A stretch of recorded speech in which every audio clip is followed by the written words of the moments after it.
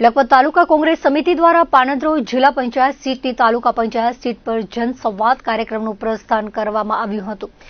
એકતાનગર રામદેવપીર મંદિર ખાતે લખપત તાલુકા કોંગ્રેસ સમિતિના આગેવાનો દ્વારા ગ્રામજનો તેમજ વેપારીઓ સાથે વિકાસ કામો અંગે ચર્ચા વિચારણા કરવામાં આવી હતી।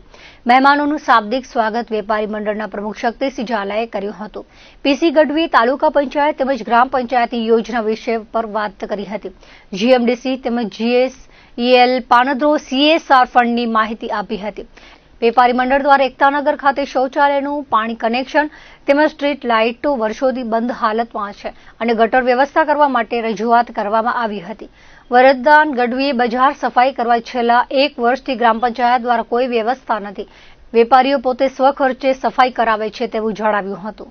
પાનદ્રોજ જિલ્લા પંચાયત સીટ દ્વારા જનસંવાદનો કાર્યક્રમ અમે ચાલુ કર્યો છે, જેની અંદર અમારા પાનદ્રોજથી લઈ અને પાનદ્રોજ જિલ્લા પંચાયતની સીટની અંદર આવતા તમામ ગામો છેક છેર સુધી, આપણે અટડા સુધી, કટેશ્વર સુધી, પાનદ્રોજ સુધી આ અમે જનસંવાદનો 8 તાલુકા પંચાયતની અમારી સીટ છે।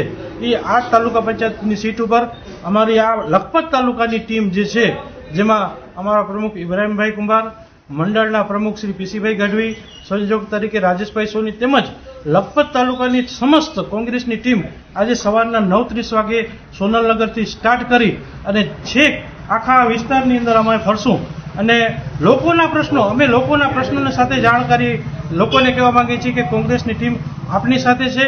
કાંઈ પણ કાર્યક્રમ હોય, કાંઈ પણ પ્રશ્નો હોય તો આજના દિવસે અમે સાંભળવાની પૂરેપૂરી તૈયારી છે અને લોકોને ઉકેલવાની અમે ખાતરી આપી છે।